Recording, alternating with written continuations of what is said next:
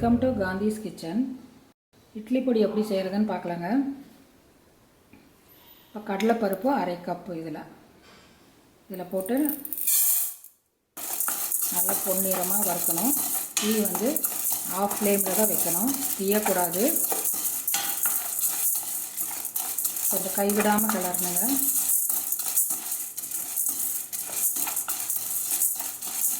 எண்ணெய் ஊற்றாமல் try roast தான் எல்லாமே.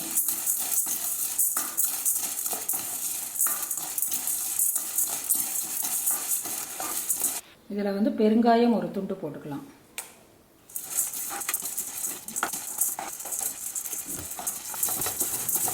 நல்லா வறுத்தாச்சுங்க.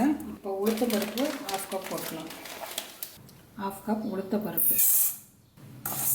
இது ஆஃப் ஃப்ளேமில் மெதுவாக பொன்னிறமாக வறுத்து எடுக்கணும்.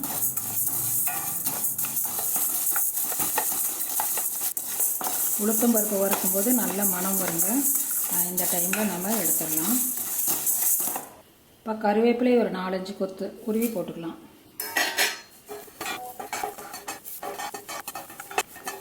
கருவேப்பிலையிலையும் நல்லா ஈரம் போக வணக்கணும். கிறிஸ்பியாக வரணுங்க, அப்போ தான் ரொம்ப நாளைக்கு வரும் பவுடர். கருவேப்பிலையை ஈரம் போக நல்லா வறுத்தாச்சு, நல்லா கிறிஸ்பியாகிடுச்சு. அதை எடுத்துக்கலாம். பாருங்கள், காஞ்ச மிளகாய் ஒரு 20 பீஸ்.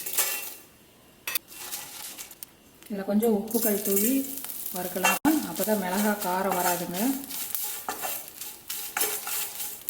இது நல்லா கிறிஸ்பியாக ஆகணும். அவ்வளோதான், வறுத்தாச்சுங்க. இதில் தேவையான அளவு உப்பு நல்லா ஆற வச்சு பவுடர் பண்ணிக்கலாம். இட்லி உப்புமா எப்படி செய்கிறதுன்னு பார்க்கலாங்க. இப்படி சுடுதண்ணி வச்சு இதில் நல்லா அழுத்தி எடுத்துக்கணும். இப்போ இட்லியை சுடுதண்ணியில் போட்டு எடுக்கிறது எதுக்குன்னா, நைட்டு செய்த இட்லி மேலையெல்லாம் காஞ்சு போயிருக்கும். அதனால் இப்போ சாஃப்டாக இருக்கிறதுக்காக நம்ம இந்த சுடுதண்ணியில் போட்டு எடுத்து வச்சுக்கணும். இந்த இட்லியை நம்ம சின்ன சின்ன பீஸாக கட் பண்ணிவிட்டு தாளிச்சிக்கலாம். பொடி இட்லி உப்புமாவுக்கு நம்ம இட்லியை துண்டு துண்டாக கட் பண்ணி வச்சாச்சு.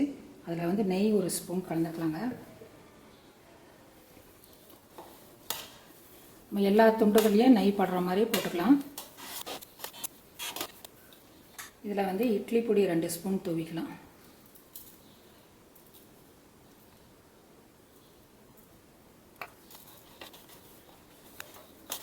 எல்லா துண்டுகள்லையும் படுற மாதிரி நல்லா பரட்டிக்கலாம். நல்லா காரமாக வேணும் அப்படின்னா இன்னும் ஒரு ஸ்பூன் கூட நம்ம சேர்த்திக்கலாங்க இட்லி பொடி. இப்போ தாளிப்பு கொடுக்கலாம். இப்போ வடை சட்டி அடுப்பில் வச்சாச்சு. ஒரு 2 ஸ்பூன் ஆயில், கடுகு ஒரு 1/2 ஸ்பூன், உளுத்தம்பருப்பு 1 ஸ்பூன், கடலைப்பருப்பு 1 ஸ்பூன்,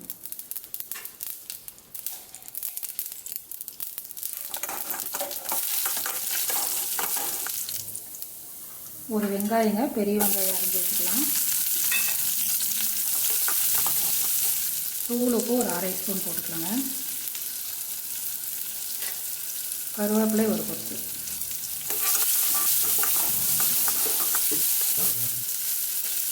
அதுக்காக கொஞ்சம் போட்டுக்கலாங்க. மஞ்சள் பொடி, மிளகாய்த்தூள் 1/2 ஸ்பூன். இது நல்லா மிக்ஸ் ஆகிற அளவுக்கு நல்லா பரட்டிக்கணும். இப்போ அந்த இட்லி பரட்டி வச்ச இட்லி அதில் போட்டுக்கலாம்.